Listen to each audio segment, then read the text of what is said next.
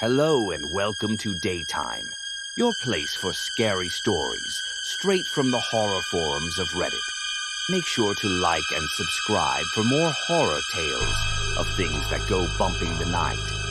On tonight's episode, a man's hired by a friend to work for a startup discovers that the office is hiding a dark secret. So, have you ever struggled with addiction? Because this is how we became addicted to our office. A few years ago, I got back in touch with an old friend of mine. Phil had always been a bit of a visionary. He could make anything sound convincing, so when he suggested I move down to Oklahoma City to work with him at his startup, there was no way I'd say no. The business plan seemed solid, and he'd already laid the groundwork. The first 3 employees had been Phil himself, his college roommate Lance, and this guy named Milan, who they'd flown in from Slovenia, an actual computer wizard. I was among the second generation of hires, along with 6 others.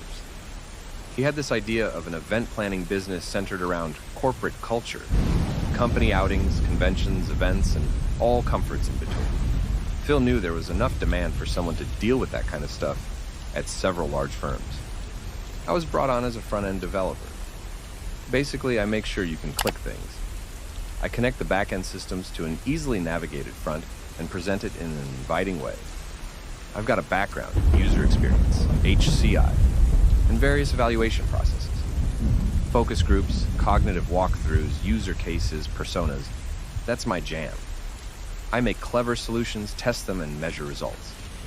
You could say I Fab 5 whatever system we need to make interactive. So that's how I got involved. By the time I got there, they'd changed the company name to Marion and Landing Corporate Events. Apparently, having a double name tested well with investors. My first day was pretty much everyone's first day. M&L had relocated to a large office space, a company incubator a few blocks from downtown OKC. Phil made a big deal of it with ribbon cutting and handing out our pass cards in a sort of offbeat ceremony. We all got our desk spaces assigned. There was cake, and all 10 of us had to take turns introducing ourselves. The place had been fixed up a bit, but I'm pretty sure the wall-to-wall carpet was at least from the late 80s. We spent most of that day just setting up our workspace, installing software, setting up the infrastructure, reviewing our workplace routines. I spent the day being ping-ponged between Phil talking short-term gain and Lance talking big futures, scalability. It worried me in a way. I could tell these two would have trouble cooperating in the long term. The first time I got to talk to Milan, we were in the conference room, grabbing a second piece of cake. I found him staring at something in the corner and walked up to see what it was. Someone had given us a flower as part of our welcome package. There was a little gift basket and a nice little yellow flower pot. It had a little welcome sign and everything. The flower itself was a bit weird though. Some kind of sunflower, but smaller and with a blue tint. Had a strange smell to it. A present from the previous tenants, perhaps, or the landlord. It'll be dead in a week, I sighed. Sorry. Milan looked at me with wide eyes as if I'd said something inappropriate. The flower? I can never keep those alive for long. Oh. He chuckled. Oh, yes. He patted me on the shoulder and gave me the widest smile. He left the conference room, only to turn in the doorway. Dead in a week. He chuckled. Just can't help it. The following days were a lot less fun. Phil was on a tight schedule. He'd promised a major investor a working prototype on a tight deadline and a first version by the end of the month.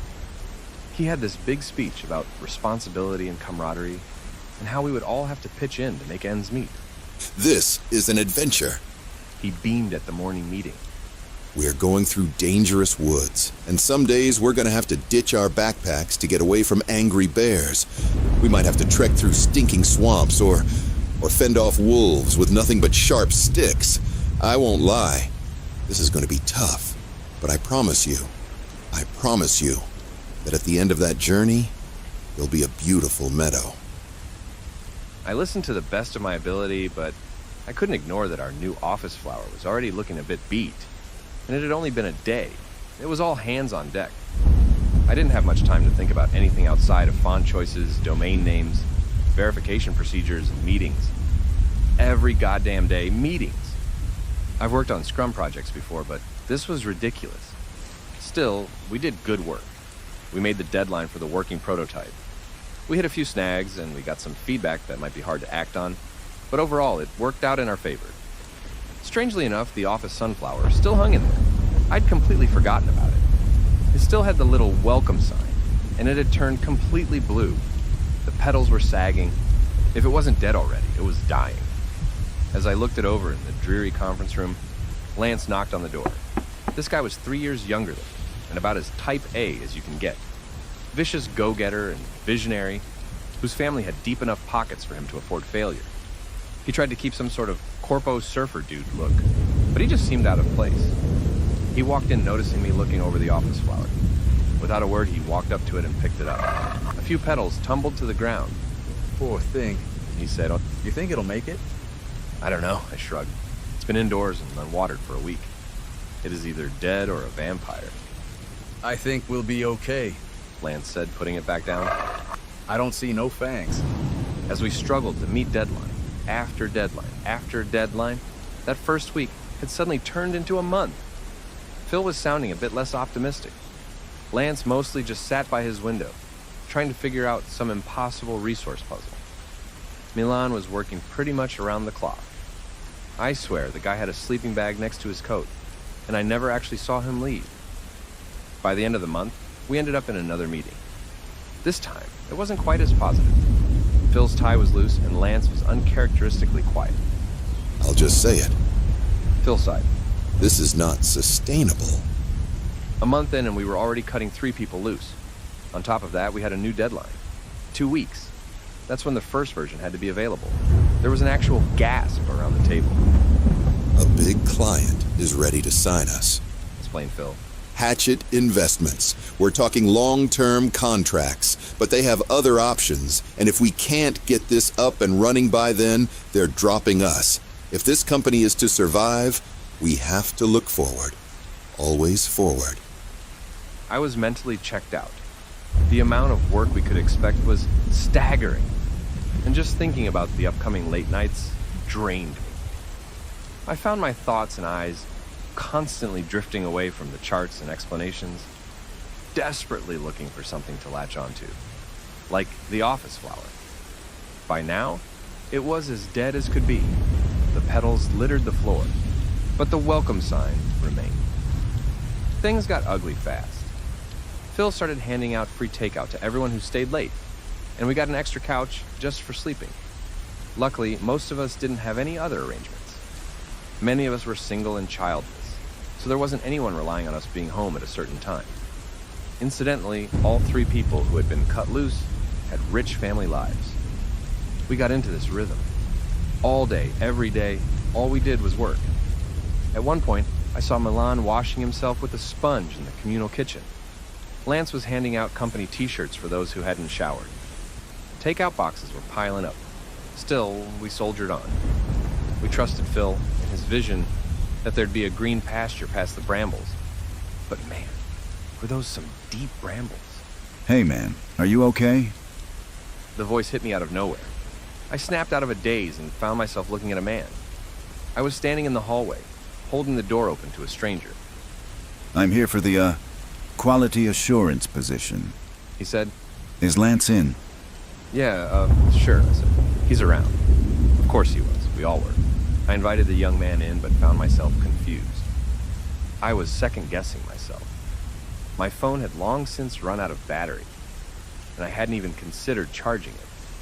I looked at the young man, who kept shifting his eyes at me. Excuse me, but my phone is broken. It's the 15th, right? I asked. 18th. He answered. Surprised to see you guys working Saturdays. So was I. I'd thought it was a Wednesday. I walked up to Phil, who was half asleep at his desk. I saw Lance invite the young man into the conference room, right across from the dead office flower. No one had had time to clean it up. I'm gonna head home, I said. Get a fresh pair, shower, have some fruit. Yeah, you do that. Mumbled Phil as he shifted in his seat. His face was stuck to his keyboard. leaving deep marks on his chin. Get back soon. Just a few hours, I yawned. I'll get the presentation done by the morning meeting. No? No slacking. None. I headed out the door, but as soon as I stepped out, I had this violent coughing attack. It felt like I'd tried to inhale a handful of needles, as tiny pricks of pain invaded my throat. I leaned against the wall, gasping for air. I don't suffer from allergies or asthma, but I can imagine this being something similar. For a moment, it just felt like I was dying. Like my body was rejecting something foreign. I scrambled back into the office as my coworkers stared daggers at me. I downed 3 glasses of tap water and hunched over the kitchen sink. The pain subsided. A brief calm settled in my chest as the sound of my heartbeat turned down from a banging assault rifle to a soft, steady drum. I figured I might as well get back to work. But it wasn't that simple. By the time I got back to my desk, I looked around. It occurred to me that pretty much no one was working anymore. Milan was half asleep on the couch, swiping on Tinder. Phil was fast asleep at his desk. My other 3 colleagues were either browsing social media or blankly staring out the window, wrapped in a blanket. At some point, we'd all just stop. We were just living there.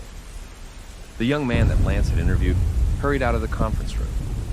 I could see Lance leaning back in his chair, taking a sitting nap. Had he fallen asleep during the interview?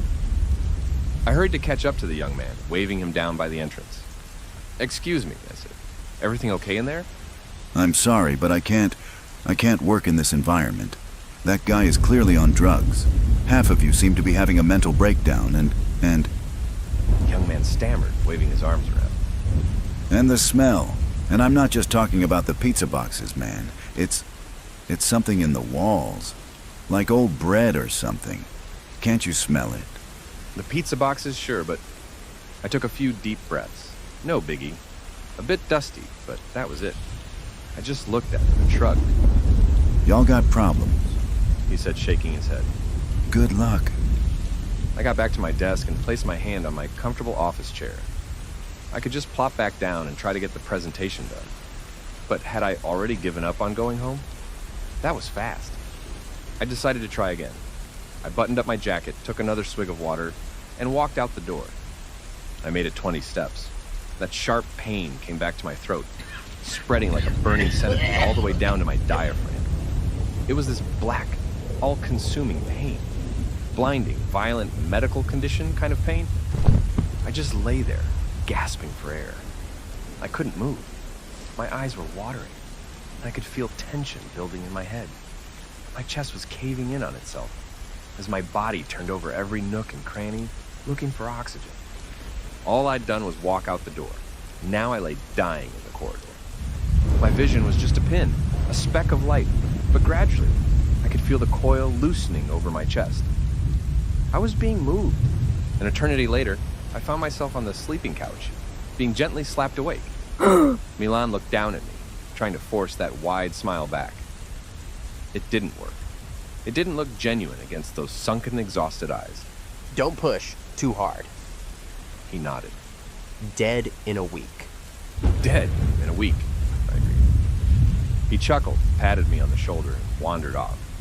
I stayed there, trying to figure out what was happening. Once the chest pain subsided and my throat was cleared, I decided to test this further. So, it turns out, I physically couldn't leave the office. It wasn't a matter of distance, but time. The longer I was out of the office, the worse I got. Even a single step outside the door and I began feeling symptoms of asphyxiation. But it seemed like I was the only one who cared. Everyone else was either asleep or just lounging. I tried talking to Milan again, but he didn't seem to understand. I tried waking Phil, but he just dismissed me. Lance was leaning back in his chair, mouth wide open and snoring loudly in the conference room. Still, I had to try something. The conference room was my best bet. "Excuse me," as I said, sitting down across from Lance. "I need to talk to you." His head came up with a yawn. He cleared his eyes, scratched his stubble, and looked at me with an honest confusion. "There's something wrong here," I said. We're sick." Sure, yeah. Lance leaned over into the corner of the room and picked up the yellow flower pot. The wilted sunflower barely held on. We gotta call someone. Poison control or someone. All right, I hear you. He snapped the wilted flower in half and put it into his mouth. Still maintaining eye contact, he stared me down, chewing. I didn't know what to say. Lance, you're eating it, I said. You're eating the flower. Yeah, He nodded. I guess. He scooped up some wilted petals, along with a handful of dirt, slowly consuming it like it was nothing. Little specks of dirt fell from the corner of his mouth, as dry and crunchy as sand. What are you doing? What? Still maintaining eye contact. Nothing about what he did seemed to register as something wrong. If anything, I was the one being odd. I looked out at the others, but no one seemed to care. Milan just walked by, smiling and nodding. Lance, you gotta... I leaned forward to take the flower pot away from him, accidentally tearing off the little welcome sign. Lance's demeanor shifted in an instant. Like a wild animal stepping into a fox trap. He pulled the pot back, put it on the file cabinet, and kicked the table over. He assumed this aggressive stance, positioning himself between me and the door. Not a soul reacted. What the fuck are you doing? I yelled. Is anyone seeing this? What was it you wanted to discuss? He asked in a neutral, monotone voice. You got the presentation ready? I was caught off guard as he suddenly leapt towards me, only to trip on the flipped table. I ran across the room, accidentally knocking over the file cabinet. The yellow flower pot tumbled to the floor as I realized there really was a smell. There was a big green spot of mold behind the file cabinet, reaching into the floor, covered by the old 80s carpet. It had made a soft spot there, where you could physically press your foot down at least half an inch. I looked up, only to see all my coworkers on their feet staring at me. I could even see Phil back on his feet, eyes wide open but head slouched against his shoulder. He was fast asleep, but his body was still standing up.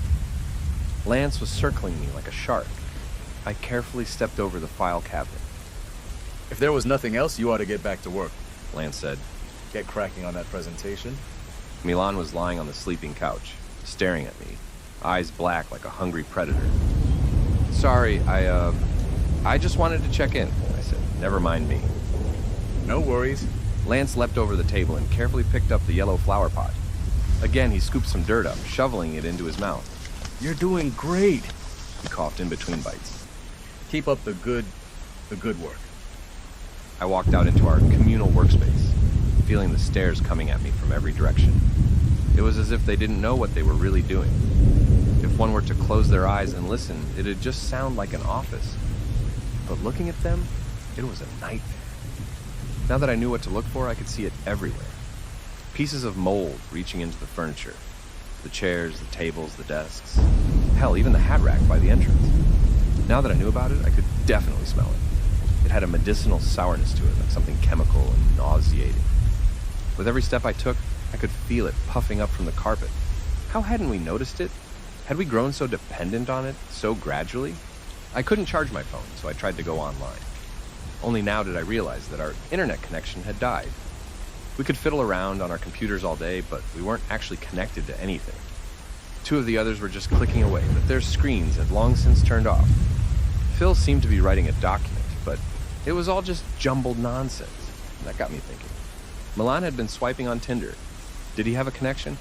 I walked over to him, only to see him swiping his fingers against a blank screen.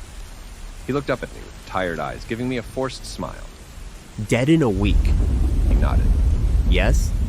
Yes, Milan. In a week. In that environment, it is hard to stay sane. I lost track of time over and over again. There were no deadlines to meet, no meetings, no phone calls. We all just assumed we were constantly in between work.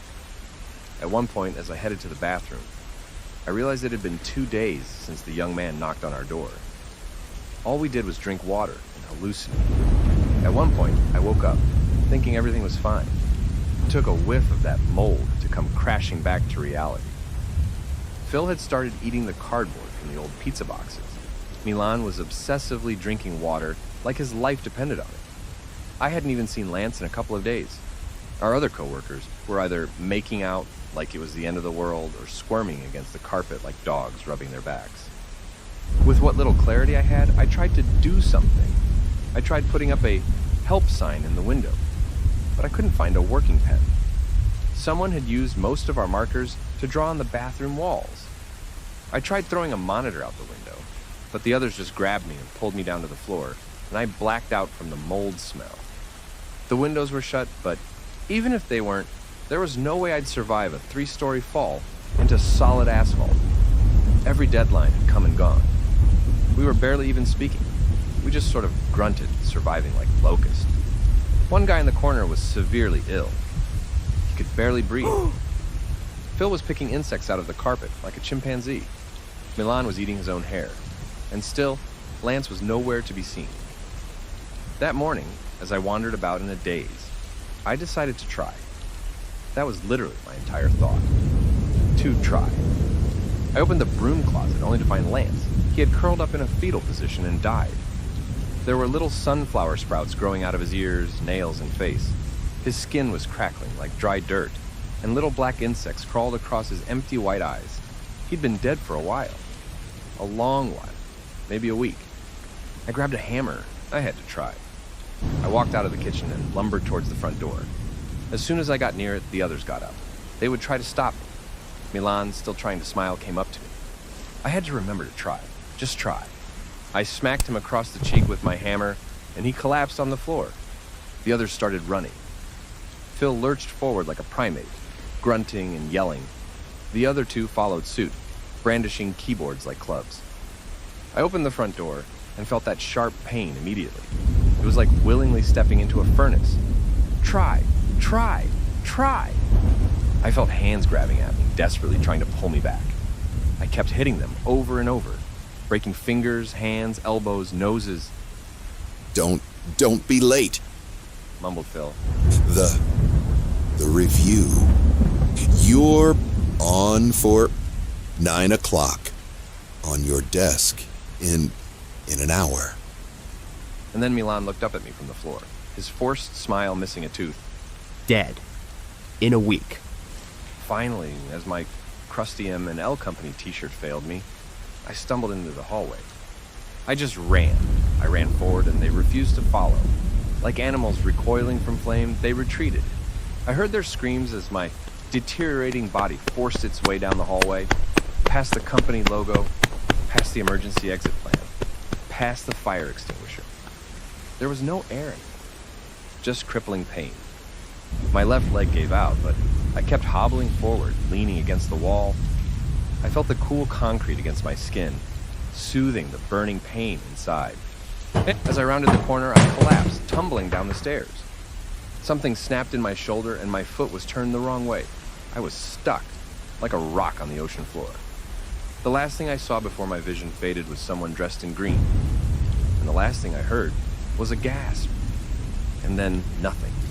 I was rescued by a cleaning lady doing her rounds. I was clinically dead for about 20 seconds. But they brought me back and put me on a ventilator. They described it as a severe anaphylactic shock. Could have put me in a coma. I saw it on the news. Some of it. The version they wanted us to see. They called it severe carbon poisoning because of a failed ventilation inspection. I watched the news segment where they rolled a black body bag out. I could see it was contorted. There were interviews with the building owner, various health inspectors, and even a few political figures. Our main investor, the Hatchet Group, was appalled. They had been paying us as part of a contract to develop our platform, but agreed that they'd noticed complications. Still, I figured it was strange that they didn't mention not sending a single person to inspect us or hold a meeting.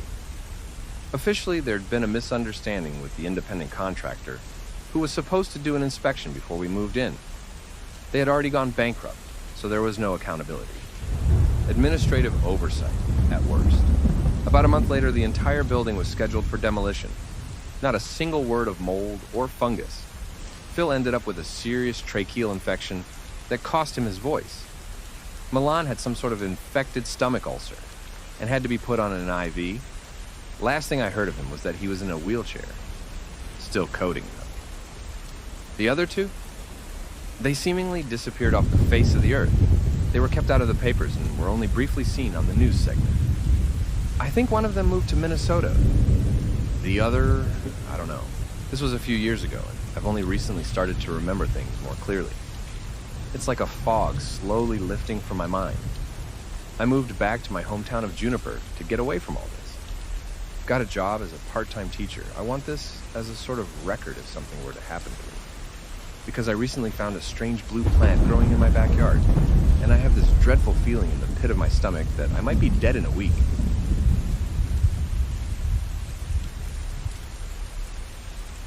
Hello and welcome to Daytime, your place for scary stories straight from the horror forums of Reddit. Make sure to like and subscribe for more horror tales of things that go bumping the night. On tonight's episode, a man with a string of bad luck gets a job at a prison when a strange man seems to know him all too well. So, whatever you do, stay away from the blue-handed inmate.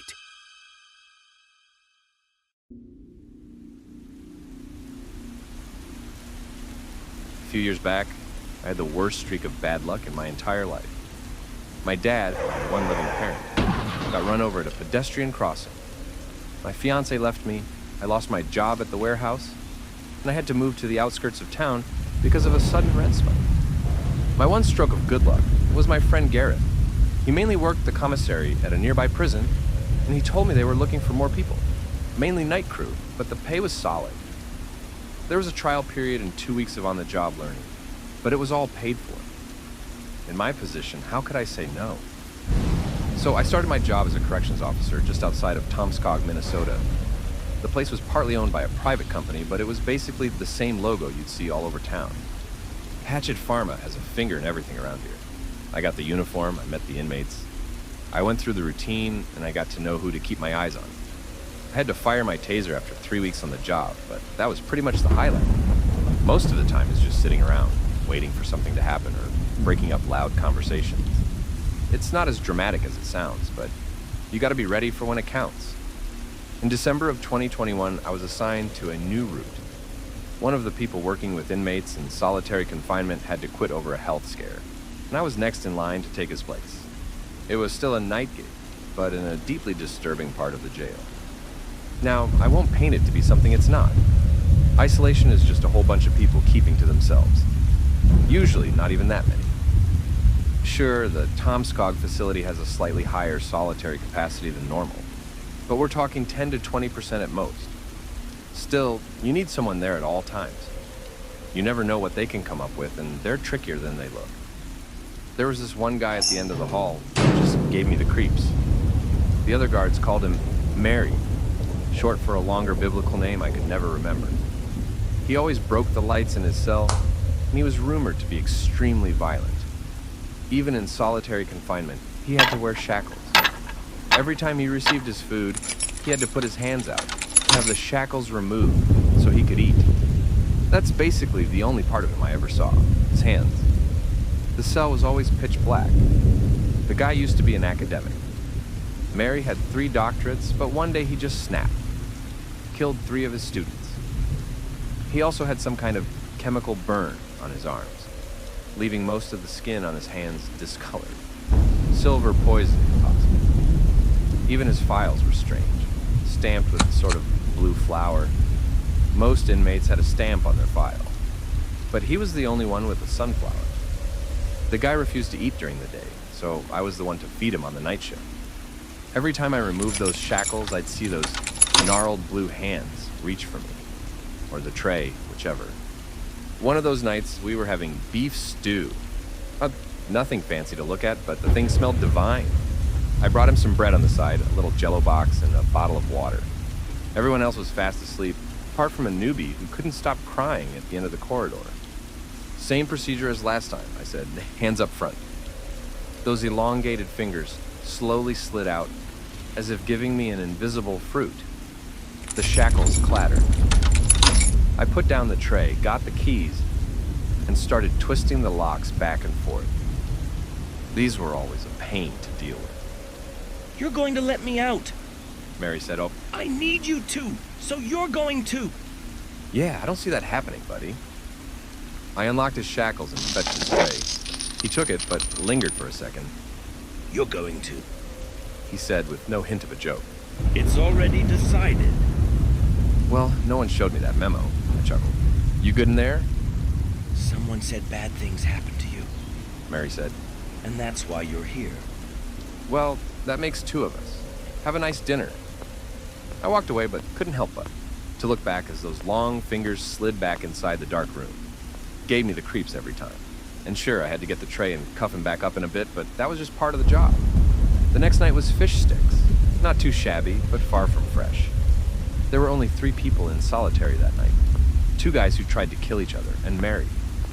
Always Mary. As soon as I approached, those blue hands slid back out. I had to look away. There was something about the texture of his hands that made me feel weird. Like they were always a bit too slick. Like a thin cover of soap. This time, he didn't skip a beat. You're going to let me out. He said, It's already decided.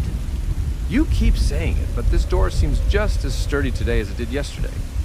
If you come in, you'll see why you're going to let me out. You mean if I open this door without any kind of backup or supervision? Yeah, I got a pretty good idea why you'd get out if I did. That's not it. I unlocked his shackles and he took his tray. It disappeared into the darkness, but Mary kept talking. You being here is proof that I made it. He said, That I'll get out. I'm not following. They told me you lost a lot of things. Your dad, your girl, your apartment. There was poison in his words. Deep, seething poison. I'll be honest, I wanted to break his goddamn hands when he said it. But what bothered me more was where he'd heard it from. There was no one around to talk to him. And as a rule, we didn't talk to inmates about our personal lives. Neither our own, nor that of other employees. Someone must have slipped up. Look, that's personal, I said to him. That's none of your business. Then how do I know your dad got hit by a white Corolla? I banged on the door. I didn't even know why. It was just this instinctual reaction to shut him up. But of course, that just made him laugh. How the hell did he know? It had been a hit and run, and the color of the car was only a footnote in the police report. That's not funny, I spat. And you're not making any new friends by being an asshole. I don't care, little man. He continued. Because you're going to let Mr. out. Not on my goddamn life. I took the tray back from him before he finished his dinner, and I shackled him right back up. He didn't resist. It shut him up for a while, but it was a faint victory. I asked to be transferred to another shift, but there just wasn't any other people available. Hiring was rough. We were basically on our own. If we lost one person to sickness, we'd be shit out of luck at that point. So, no, there was no option to switch. It couldn't be done. I didn't want to go back to Mary. I really didn't. I didn't know who was talking to him, and I didn't like what he was saying. I'd checked and double-checked, and there was no mistaking that white Corolla. It had gone 60 on a 30 by a street and killed him on impact before disappearing down a dirt road. The thing was just gone. Police said it might have been deliberate, that it was too fast to be an accident. And in my mind's eye, I could see blue hands on the steering wheel. When I walked up to Mary's cell with a tray of meatballs and mashed potatoes, I was genuinely scared of what he might say. Every word felt like a threat. Could he really say something to make me let him out? What if he could? What would it be? Hands out, I said, knocking on his door. You're not letting me out tonight. He sighed. I know that, but it's gonna happen. Yeah, I shrugged. That's all I want to do. Did they tell you what I did? How I did it? I got a pretty good picture. Helium poisoning. Painless asphyxiation. They didn't feel a thing. I didn't respond. I just took off his shackles and gave him the tray. I'm not a monster, you know. He added, I just do what I have to do. Eat up and leave the tray, I said as I walked off. Maybe ask your ex about Beverly. He shouted through the slit in the door. I could almost see his lips moving. I'm sure you'll find it an illuminating conversation. I didn't want to do it. I didn't want to talk about it, and I didn't want to think about it. But goddammit, there was something there. In the last fight we'd had, she'd shouted at me. Beverly. I didn't know a Beverly, and at that moment, I didn't care. But it was such a specific name. The chance that Mary just picked it up on random was improbable. So the next day, before my shift, I decided to give my ex a call. Things had calmed down, after all. There was a cold greeting and even colder small talk. Finally, she just called me out. Just tell me what you want. She asked. I want to talk about Beverly, I said. You said her name once. What, you're getting remarried? Want to bury the hatchet? No, what? You want me to forgive you? Give you my blessing? What are you talking about? There was a moment of silence. She scoffed. The skank you're dating. I'm not dating a Beverly, I said. You never have. Don't give me that shit. I saw your emails, her videos, her Insta. Look, I don't know any Beverly. She screamed her username and cut the call. I got online and looked her up. Beverly was maybe 8 years younger than me and absolutely stunning. She'd only been active for a few months, where she'd upload a sort of daily video blog. It was heartbreaking. In every post, she talked about the issues of being the other woman. A vlog kind of thing. Daily outfit posts, memes, a sort of strange mix. This is the woman she thought I'd been involved with? Through some kind of email? It didn't make sense. And how the hell did Mary know about this?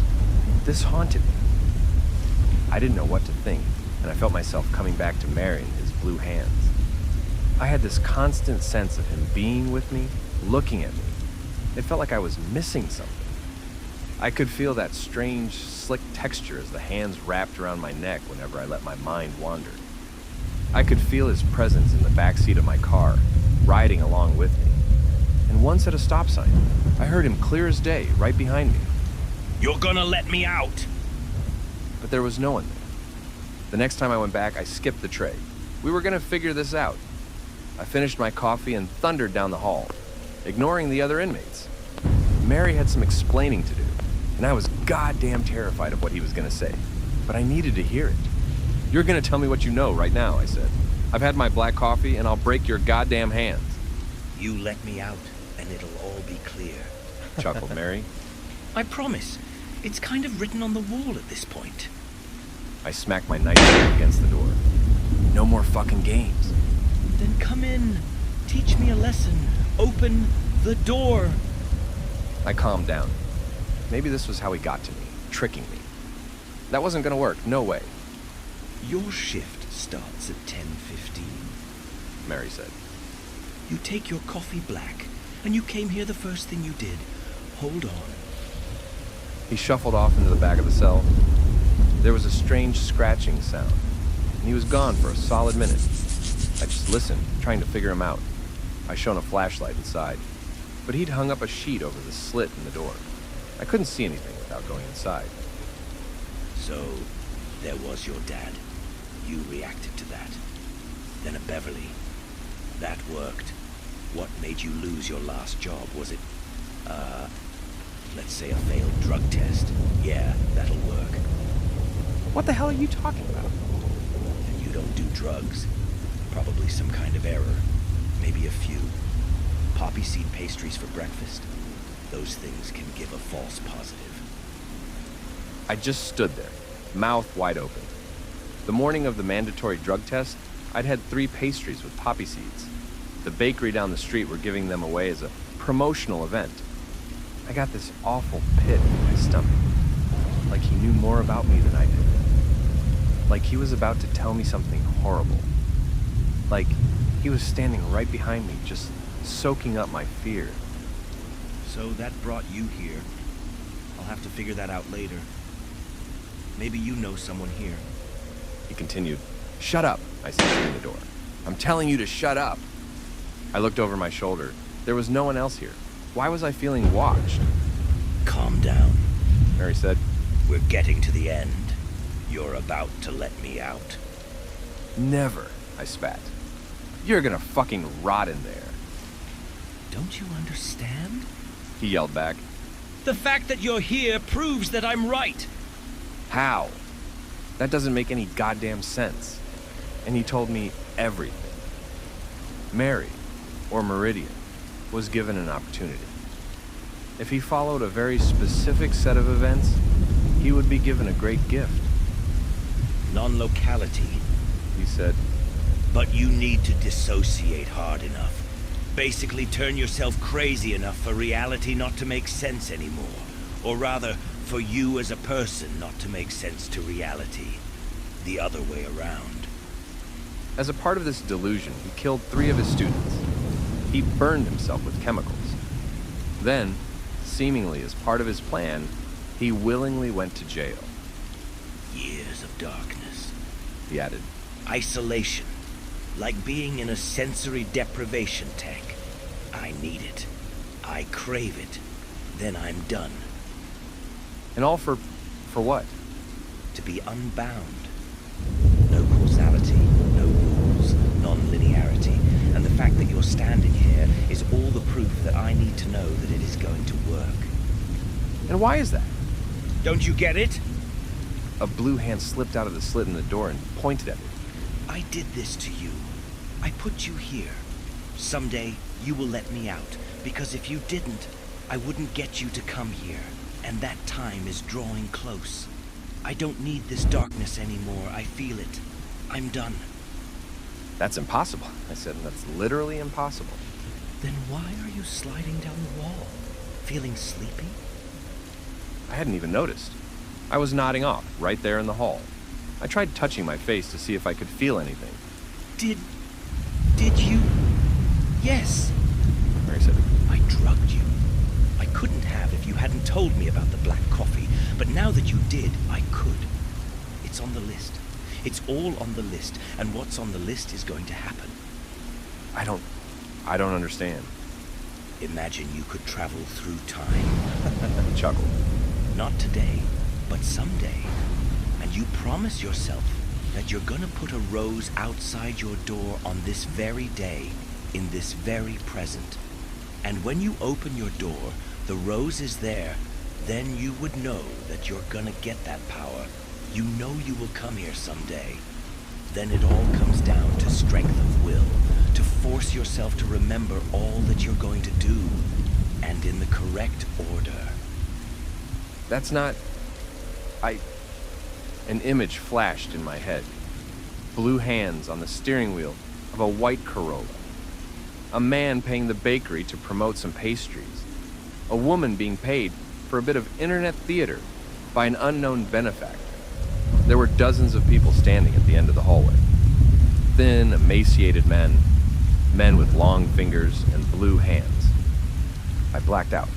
I woke up in the staff room with a nurse looking into my eyes. They gave me a checkup and sent me home to rest up. They gave me a few days off just to make sure. I didn't know what to say. I had my keys, and Mary was still in his cell.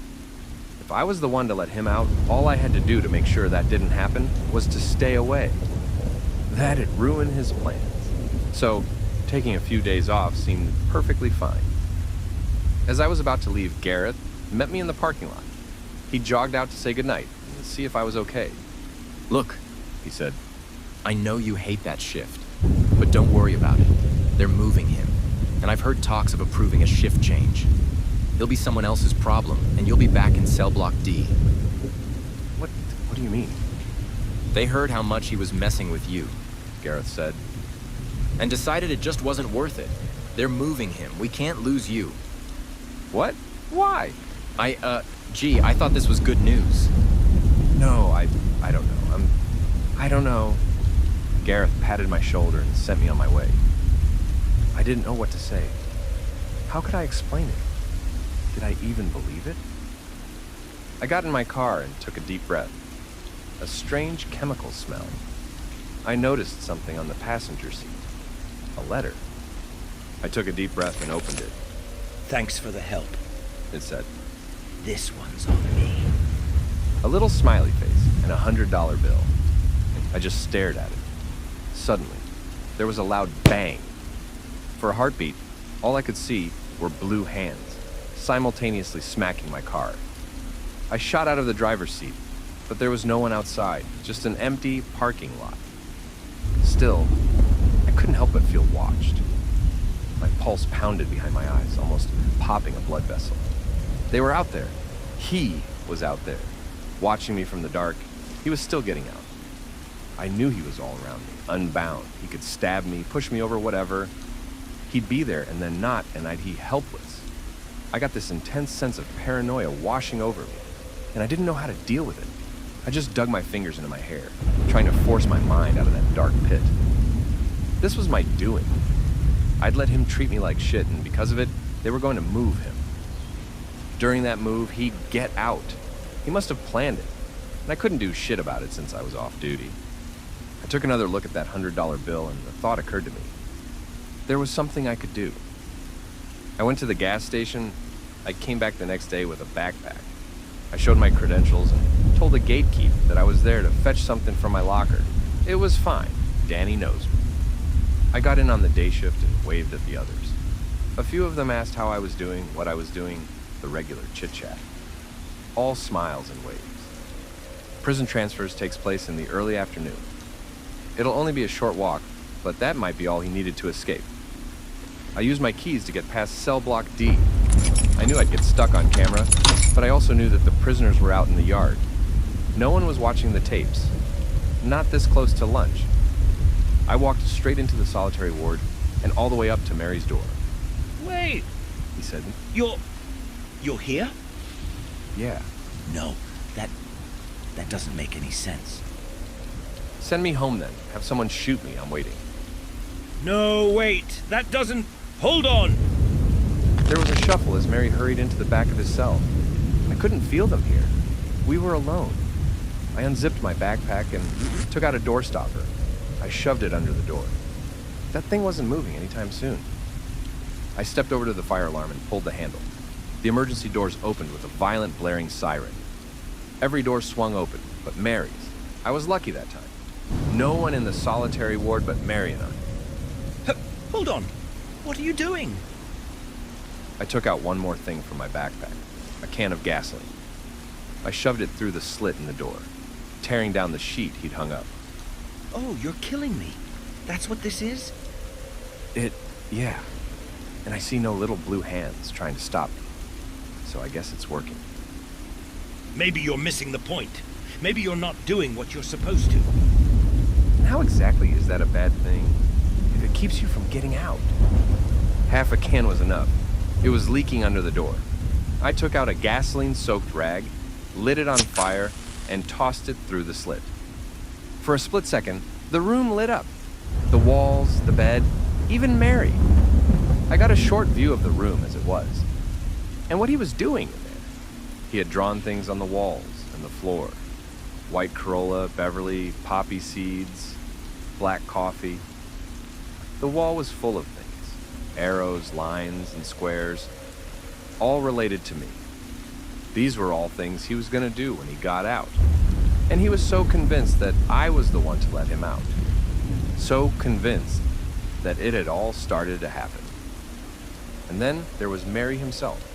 He was more bone than man. Sunken eyes like he hadn't slept for weeks. He'd torn his hair out and bit off his fingernails. This was a completely senseless man. And he stared at me with unblinking eyes. But in that moment, as the flames started to lick him and the fire spread into the hallway, he looked me in the eyes and smiled. I just bolted out of there. Hundreds of inmates were gathering in the yard, and I could already hear sirens. I could see flames bursting out of the solitary ward. Before the firefighters could get there, one of the walls completely collapsed, and I saw him. Just for a brief second, I saw that emaciated man standing in the flames, holding his hands out like he was receiving a gift. The chemicals in his arms ignited with a bright green. They'd burned straight through the wall, and the thought hit me. Technically, he was out. He might be on fire, but he was out. And in that split second, in that heartbeat, he vanished, like snuffing out a candle. Hours later, the fire was put out. It didn't spread. Turns out that part of the jail had a peculiar type of stone that was weak to high temperatures. The stonework just crumbled. Some kind of exposure to a certain chemical. A blue one with a green flame. The construction crew had cheaped out on materials many years ago. There were no recordings. They'd forgotten to change the tapes from last night. There were no visitors' logs. Barely anyone remembered me even being there. And lastly, there was no body recovered in that cell. As I got back in my car, I just held my breath, waiting for something to happen. A knife at my throat. Possibilities passed through my mind. In another place, it all really happened. Violent images of myself getting stabbed, burned, tortured, and flayed. A world where everyone turned to ash, and I was placed in front of a throne of bone as a prize jester. Dark figures rising from the earth, tearing the world apart, breaking the ground like an eggshell. I cried. It was seconds away, at most. But minutes passed. I found a letter on the passenger seat. It hadn't been there seconds a cog. It took me a solid 15 minutes to work up the courage to open it. You got me out. It said with a smiley face. And there was another $100 bill.